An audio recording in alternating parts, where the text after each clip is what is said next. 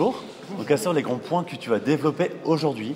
Alors ça va dépendre des questions. En gros, la table ronde, ce sont des fake news. Donc nous, on s'intéresse à tout ce qui est pseudoscience, tout ce qui est croyances bizarres. Pourquoi les gens croient des trucs bizarres? Alors la science se cherche, on ne sait pas encore, mais il n'y a pas de moyen hors de la science de répondre à ces questions, à mon avis, parce qu'à présent on n'a pas trouvé. Donc ça va être de questionner pourquoi est-ce que les gens sont séduits par certains discours, pourquoi ils ont peur de discours. Je pense que c'est lié à la confiance. Pourquoi les gens à l'heure actuelle ont moins confiance dans la science qu'autrefois?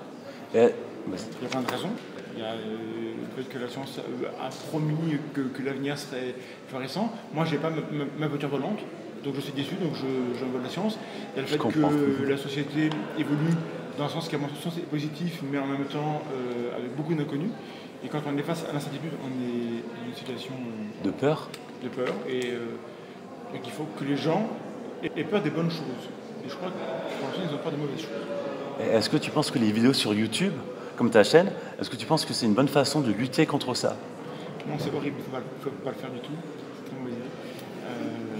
Je crois qu'en fait, il y a le monde de la recherche académique, où on a des gens qui excellent, on a le public lambda, où on a des gens qui se posent des questions pertinentes, souvent, même si elles sont en décalage avec le... Et entre les deux, il y a tout le travail de la médiation. Et j'ai l'impression, moi je ne suis pas un grand consommateur de médiation, je vais plutôt à la source quand je peux.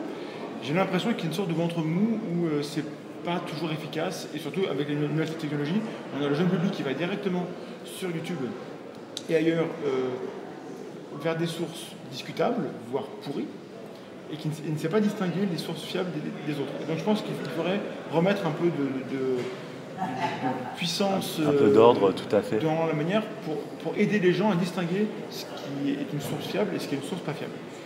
Donc nous, on participe à ça à notre échelle, on essaye. Et je crois que c'est là qu'est le défi des prochaines années, parce que les théories du complot ne vont pas partir toutes seules. Une fois qu'elles sont quelque part, elles y restent. C'est pour ça qu'elles sont puissantes.